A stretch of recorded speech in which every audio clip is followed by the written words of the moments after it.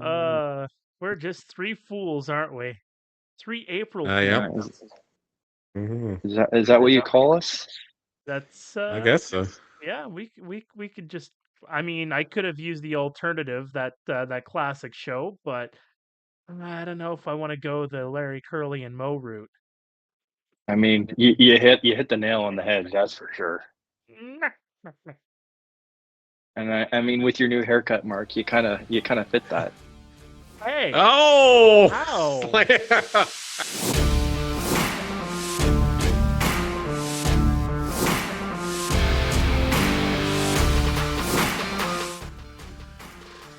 Good day, ladies and gentlemen. Welcome to the latest episode of the IBL Inside Pitch. My name is Mark Pare, alongside Neil Srivastava, and Neil, we Yes. we have an intruder. We have an intruder. Uh-oh.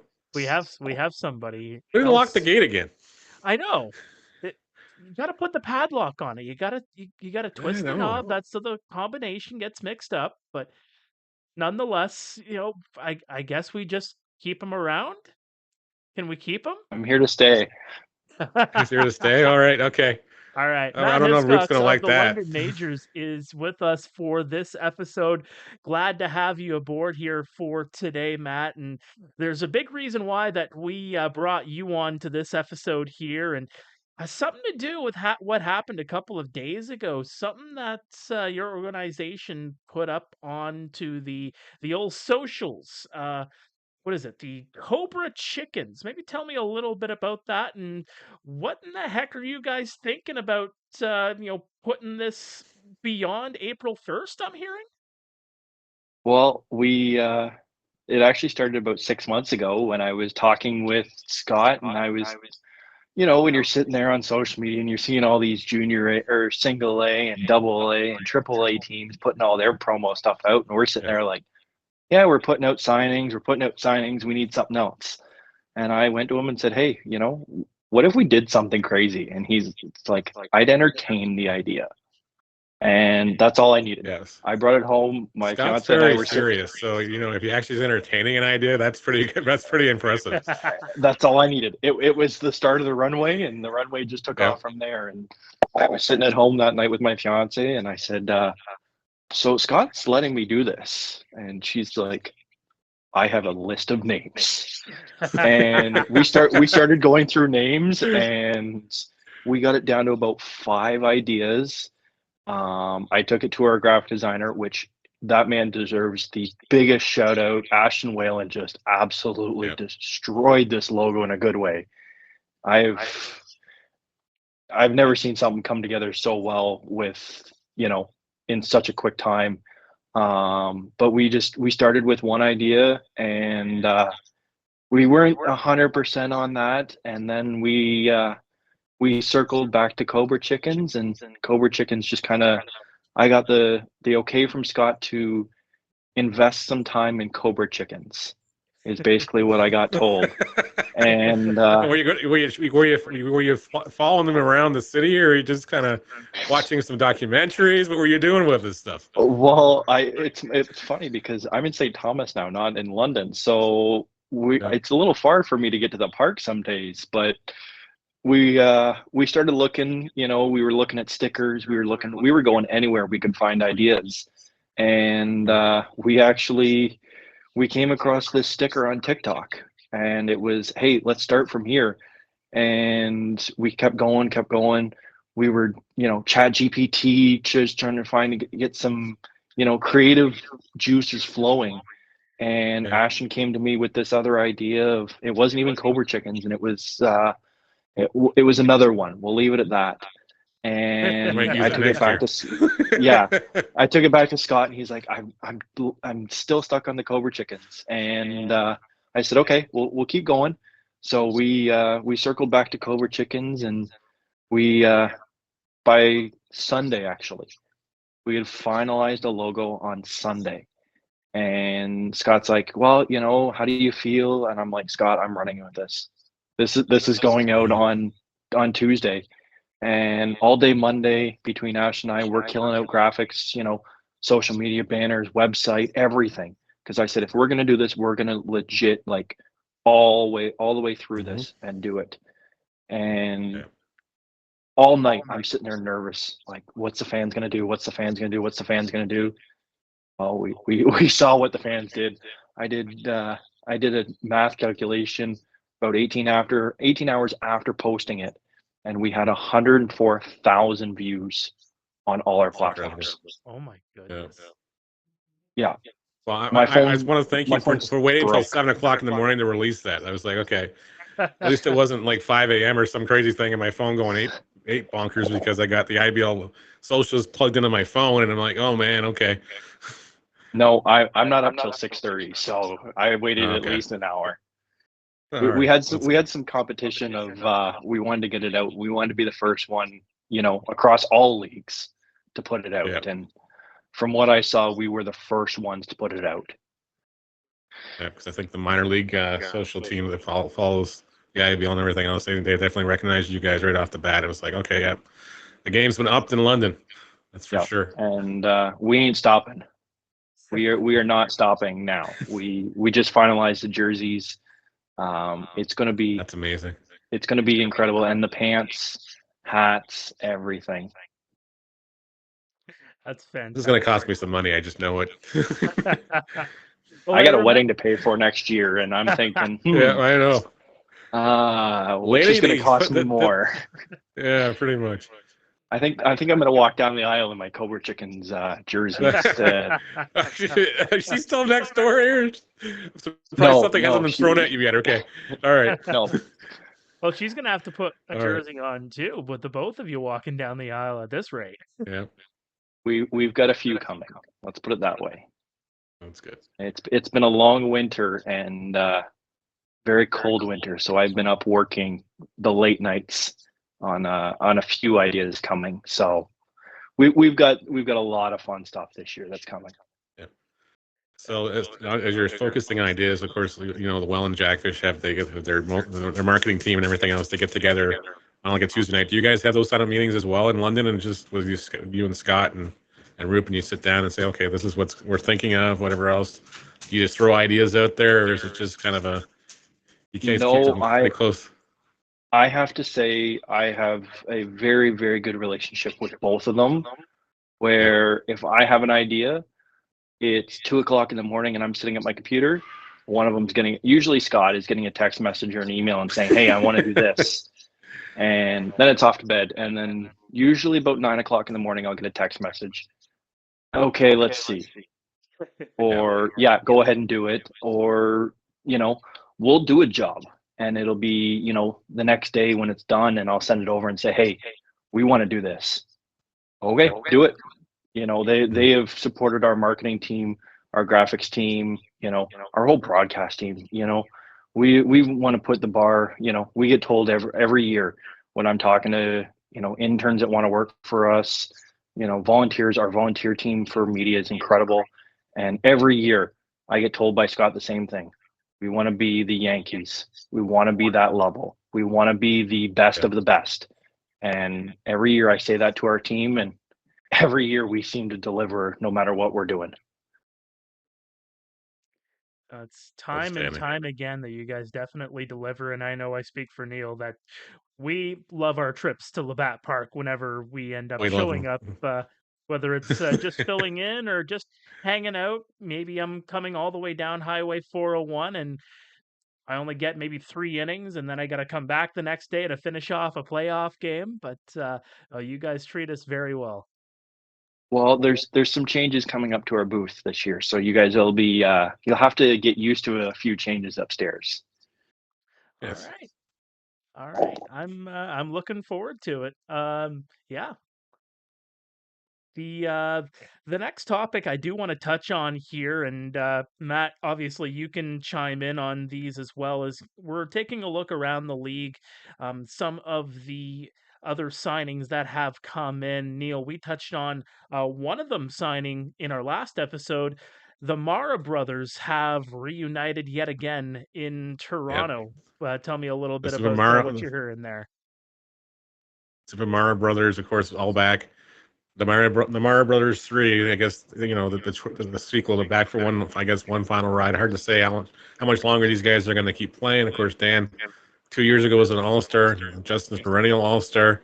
Of course, and you have their brother as well, Adam, the pitcher, who comes in and saves the bacon when they have to for the Maple Leafs when push comes to shove so often. It's Yeah, that team is a lock with all three of those guys. I think since I've been in the league, they've been in the league. So at least one of them. Yeah. yeah, they're around my age, I think. I'm pretty sure. Yeah, they're pretty Well, close. Yeah. I'm 36, and I'm pretty sure the eldest is around that age as well. Yeah, I'm pretty sure he is. Yeah, with Justin. So you're telling me I'm the young guy here? I think so. Yeah. Yeah, well, I'm like closer to Social Security. Come on.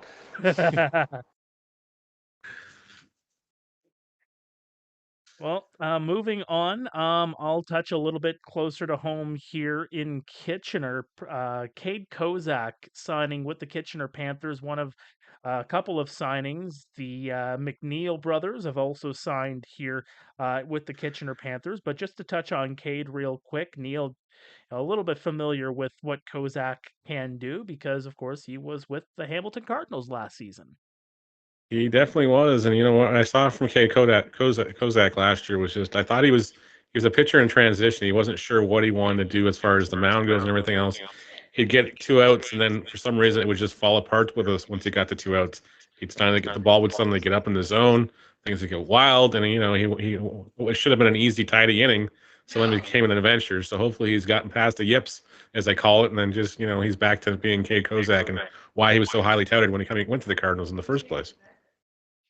I'm going to check that off the list. Kade Kozak to Kitchener, and obviously that card is filling up rather quickly with the Kitchener Panthers and their active roster, and it seems like every roster's getting around to that 24, 25 active players list at this point in time, including that down in London. Yeah, They we just added Byron today too. I've had Du Haas stuck in my head all day since Matt's announcement this afternoon. Hey, that's the whole point of marketing, right? Yep. It's actually my son's favorite song. Oh wow, there you go. Yeah. Obviously, I think we all know what Byron brings to the roster, but are you surprised that he just continues to come back year after year after year? I mean, what is something about Byron that maybe fans don't really know a lot about? That man is dedicated. I've seen him show up the 2021 championship. He showed up 2 hours before 25 minutes before the game because he was stuck in traffic and everything like that, and walked onto the field and hit 2 home runs. That man it doesn't matter if he's got to drive, he works. He's a cop now, so he's working more and more and more.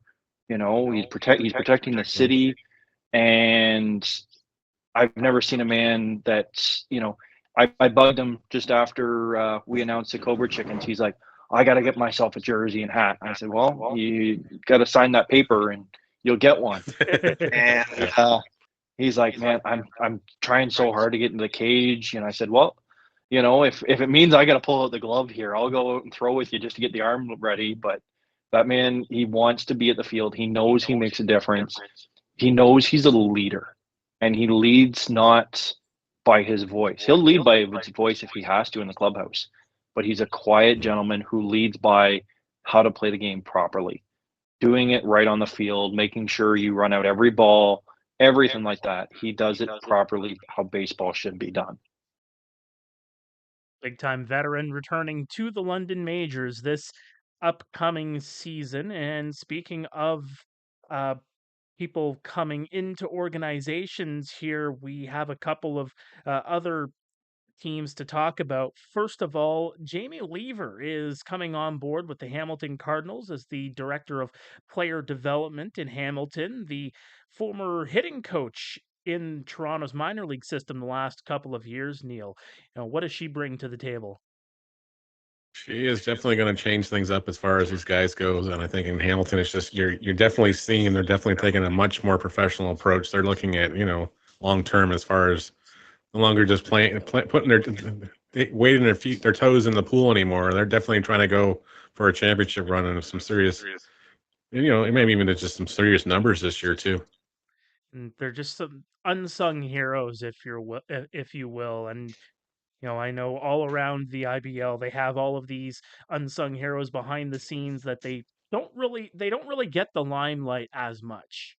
No question, I don't. Now let's move over to Barrie and kind of beyond the Baycats. Obviously, they announced their 22U team, their inaugural season coming up, and Jeremy uh, uh, Villenbrock, I believe is how I say that. I believe I butchered it. My apologies, Jeremy. But he is the head of that coaching staff coming up for the Barrie Baycats as that minor league system comes into the fold to try to shore up that farm system, if you will, and try to teach some future Baycats. Yeah, the the Baycats, the IBL champions, and well, now they got a farm system to work with as well to try and mold some guys to move up into the IBL ranks. Well, they always felt they were at a disadvantage because they were the only team in the IBL without a junior affiliate officially, so they would have to get guys from Mississauga and points in between to, trying to commit to their roster as far as being junior call-ups. But then again, it's just like who wants to make a 2-hour drive to Barrie on a Thursday night when it's not they're not as local as they probably should be. Would you do a drive out to Barrie on a Thursday night there, Matt? For me, you're looking like 3.5 hours at least, and that's coming on a good night, and leaving at 2 o'clock in the afternoon. Yeah, well, exactly. I don't think I can. There's do just it, that one. There's just that one spot adding when you this get the team. highway and it's like, yeah. Yeah, adding this team though, it's a great thing for Barrie. Like I've seen what it's done for the majors with our team, with the London team here that was just they moved from St. Thomas into London, just to be a little bit closer and see that those players play a little bit more. Adding a U team like this, it's going to give a lot of depth, and it's going to allow this league to grow even more and be a Canadian league more and more and more. Couldn't have said it better myself. Our final topic before we move over to our interview with Guelph Royals outfielder Andy Leader, I just want to make a bit of a correction from our last podcast, Neil. You had mentioned Oh something man. about the inactive list. Told Yeah, that I goofed that up. Yeah, the inactive list can only be used for players who were on the previous season's roster at the end of said season. Those players remain on the inactive list for the whole 2025 season unless they are activated or released. If they are never activated, they become free agents when the current season ends. I got one or two text messages about that after we released that last episode, and just wanted to put that information out there Clear that in up, case yeah. people were wondering. Yep. No worries. I think I was one of those people to message Neil about that too. Yeah, I messed it up. It happens. Hey, Doesn't happen all often, human. but it happens. We're all human. Yep. That's excellent. Well, Matt, thank you for joining us on this first segment of the IBL Inside Pitch. And when we come back after the break, hope you guys stay with us. We will have Guelph Royals outfielder Andy Leader.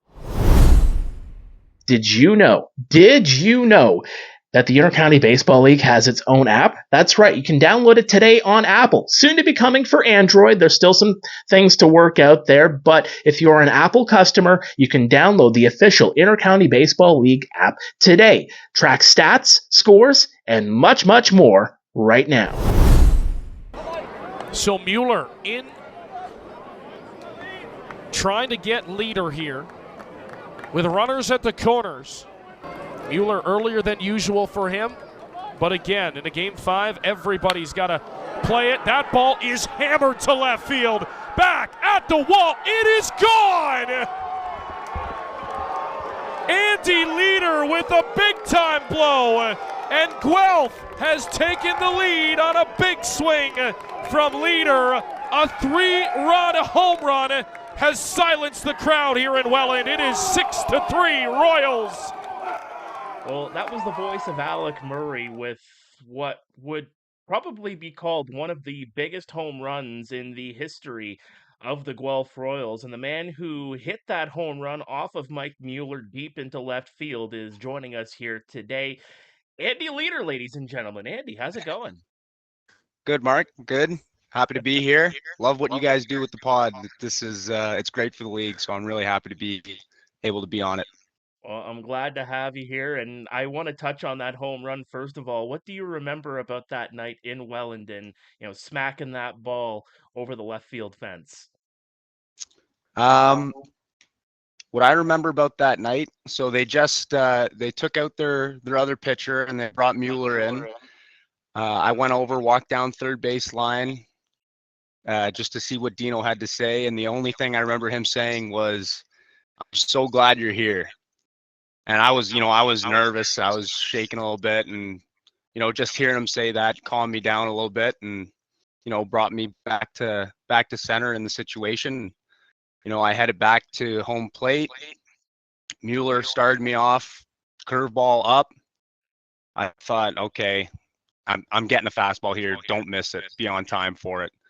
I was lucky enough to get that fastball and then just get good wood on it and put it out of the park. And then, all the emotions hit me there when I crossed home plate, seeing the guys come out of the dugout, just slap me on the chest. I was going crazy, breaking guys' hands almost with my high fives. And, guys were saying Travers, hopped up on the railing in the dugout. I didn't see it, but that's what they were telling me. And then, from there, it felt like we had, all the momentum in the world, and the game was done from that point. So it felt amazing. You carry that momentum to the victory. You guys fall short in the IBL final, but you reached the IBL final in the first place. That must have, minus not lifting the championship trophy at the end of the year, being able to reach that final is quite the accomplishment. Yeah. No, it's always great to make it to the final. I've been there a couple times with Kitchener before, and to do it my first year with Guelph is, it feels really good. And it always seems to be Barry. Barry's the one that's taking us down. So, it leaves a bitter taste in your mouth for sure. Having a great season and working hard and having a good playoff run just to, get swept in the finals, unfortunately. But I know a bunch of the guys this year are super, super anxious to get back out on the field and then, try and bring it all home this year. I want to take you back just to that comment that you made, that Dino made to you about, glad that you're here in Guelph. You go back, you spend 6 years in Kitchener. You have that layoff, if you will, for half a season before the actual move to Guelph. I don't want to touch too much on, the behind the scenes kind of stuff that led to that decision per se, but maybe just take me through just what that first game felt when you were, a member of the Guelph Royals. Must have felt weird, I would imagine, first of all. But what was that adjustment like moving from Kitchener to Guelph? I wouldn't say the adjustment was too hard.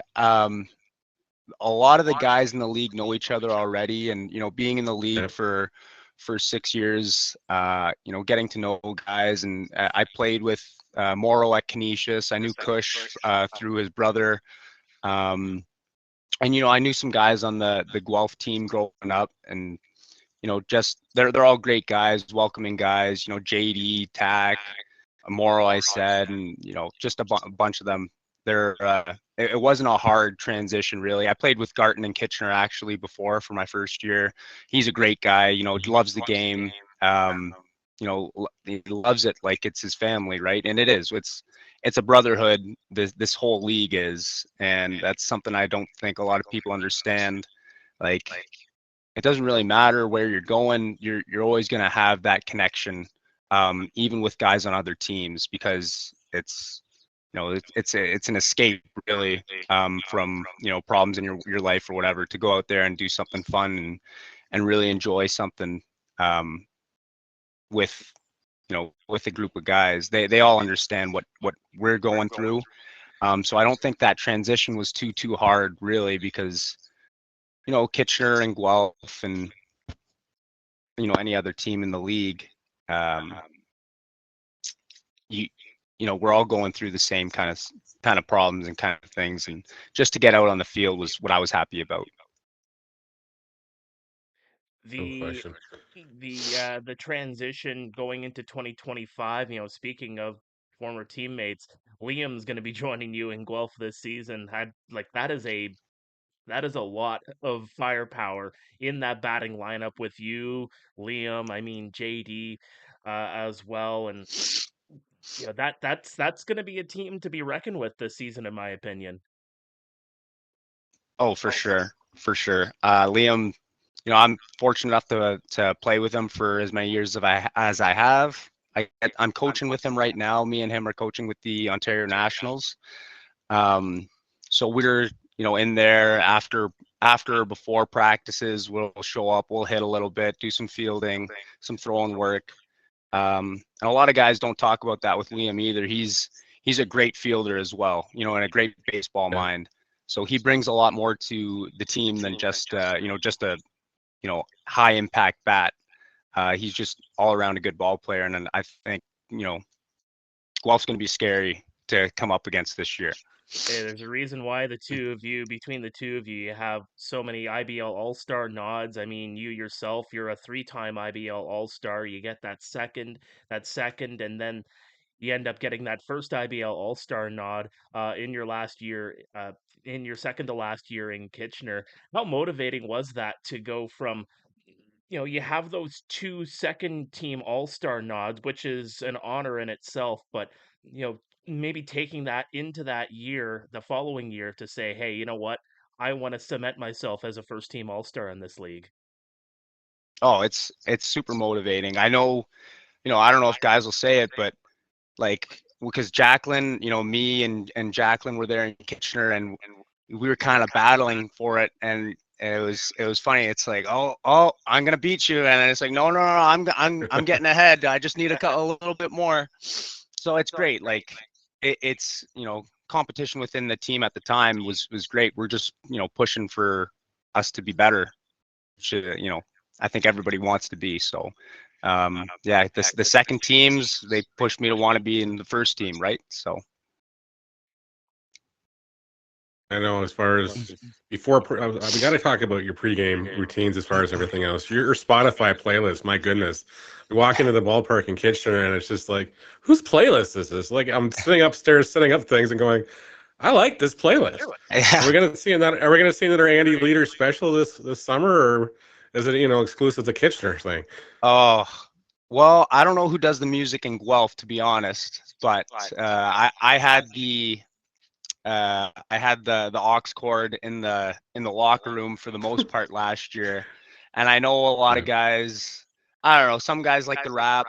That's not really my thing, but most of the time you get a feel for what the guys are feeling, and you just kind of ride with it, and then let the vibes flow. Another, I guess, an ambiance of the ballpark, taking from the pregame to midgame. Your mom, Sandra, I mean, I have to touch on her. She is a Yeah. mainstay. It seems like every single game. I mean, that is boisterous, very loud, and very passionate fan. No matter where you're going, and I mean that's something that's I would imagine is very special. Oh, for sure, for sure. Yeah, yeah. Ever since I was young, you could tell when my mom was at the ballpark, right? Yeah, Andy's mom's Andy's mom's in the crowd, folks. Oh yeah, yeah. And if you're not at the game, you can hear a couple blocks down the street. So, yeah. So she actually just retired last year, so she wasn't as at as many games as she would have liked to be. Her and my dad are kind of splitting time between living in Kitchener, and they have a little bit of a vacation home down in Thorold, like Niagara area. So Okay. when they were down there, you know, they would pick up on the live stream a lot. But they would try their best to come out to the games when they could. But yeah, she brings the energy, that's for sure. And you're not the first person to say it, and I'm sure you're not going to be the last. We can always just hear, just like if you listen closely when we're between pitches and everything else. Come on, Andy, whatever. Yeah. It's just like, or she get on the umpires too sometimes. I'm just like, oh man, Oh, she good thing gets on umpires it. don't. Yeah. Good thing umpires don't turn around and just say, okay, Miss Leader, you're gone. Bye. Yeah. I guess we also got to touch on the fact that, you know, now you're a member of the Guelph Royals. Of course, your grandfather back then played with the Royals as well. What number did he wear? We had this discussion. I know you at one point you had 10 last year. Yet at one point you were 11. I guess it was just one night or something. And whoever got out there, it was just like we were trying to figure out which one's the right one as far as that stuff goes too. My grandpa, I couldn't tell you what number he wore, to be honest. But the 10 and 11, honestly, Yeah. I started wearing 10. I'm a little superstitious. Started wearing 10 at the beginning of the year, and then I saw the 11 was there, and I thought, I like the 11. Just feel something gives me a better feel about the 11. So I started wearing that. Dino said it was all good, so yeah, I just switched to 11, just kind of just on the spot. Yeah. Nice. I gotta ask, how was Portugal? I know you just came back from overseas before this taping here. Yeah, well, Portugal was fantastic. I went to Madeira, Portugal, which is just an island off the mainland. A lot of beautiful hikes and beautiful views. Went in the ocean a little bit. I went down there with my girlfriend. We haven't been on a trip, I don't think ever. So and we've been together for probably 8 years now. So it's been, it's been time to kind of have a little bit of a vacation and relax a little bit. Unfortunately, I got a little sick the last 2 days we were down there. I don't know if it was the weather or the food or whatever it was, but I'm just getting over that hump now, so starting to feel a little bit better. But if you ever get the chance, Madeira, Portugal, if you like to hike, definitely a spot to hit up. I will put that Very on my nice. list. Yeah. What's the rest of the off season been like? I guess minus Portugal, minus coaching. I guess what's the R&R look like for Andy Leader? Honestly, right now, just trying to get ready for the season. I'm trying to get back. Excuse me. I was working with the National Diabetes Trust. So I was driving a box truck around with them and collecting donations. But my last day was just before going to Portugal, so I'm finished with them now. I am working on becoming a firefighter. I know there's been a bunch of firefighters in the league, and I've talked to them, and they highly recommend it. So that's what I'm working towards right now. But yeah, just trying to get ready for the season, trying to work out and hit a little bit. And with the Ontario Nationals, it's great. There's me and Liam are working there, but Jose Vasquez, who just got picked up on Hamilton, he's working with us. Junior Ibarra, the catcher for Kitchener, Brady Schnarr, a bunch of IBL guys are in the league that we coach. Morrow coaches, former Darren Shred and Chris Boato, they're all over the place. So we get to talk to them and see them, as coaches, as well as players, but just to get in the facility and train a little bit and talk to, the guys and see what they're doing. Everyone's trying to get better and get ready for the season. So you got to make sure you're doing your due diligence and putting your work in too. What's the biggest So piece now with of Fernando advice Rodney that, and oh, sorry, go ahead. yeah, so with Fernando Rodney now a member of the Hamilton Cardinals, are you going to be eagerly awaiting a chance to take on the Cardinals and see that former professional player in there, former major leaguer with that huge save record coming into the box? 100%. I'm excited to face him. When Hamilton made the signing, a bunch of the kids we coach came up to me. So you ready? You ready to face Fernando Rodney? Huh?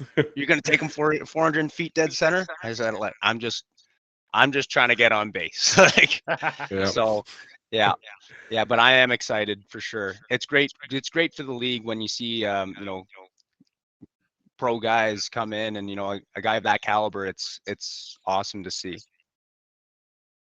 What's the biggest piece of advice that Coach Leeds imparts on his on his youngsters that he coaches? I'd say the biggest piece of advice, or the biggest, thing I say to the kids I coach are, when you're there, you're focused, and you're focused on giving 100% of your effort to, improving your craft, improving your skills. You only have so much time in the facility to really, work as a team, and work with your coaches, and work with, all as a singular group. So take advantage of that time and ask questions, and, be a sponge, absorb any knowledge you can to try and get better. That's what I'd say my biggest piece of advice is for the kids. And then also, apart from that, just to understand, like, this game is going to end eventually. So enjoy it while you can. Really, really, take it all in while you have the chance to. And get on base. And get on base. Get on base, number one. Awesome. Yeah. Cool. Neil, you got anything else? I'm actually pretty good. I'm looking forward to watching Andy in his first full season with the Royals. I know last year, of course, it was a shorter season. It took a little while to get the legs going, but you did have the triple in the first game. So which I was Yeah. kind of like, okay, yeah, he's still going to leg it out. So here we go. Don't know if you needed oxygen when you got the third or not, but it was just like, okay, there we go. If I'm getting to third, I'm definitely needing oxygen. Always needing the oxygen if I get to third. That's excellent. Andy, thank you so much for doing this. We really appreciate it, and all the best in the 2025 season with the Guelph Royals. Thanks, Mike. Appreciate it. Neil, always a pleasure. Thanks, Andy. Always Thanks a a great lot, pleasure. guys.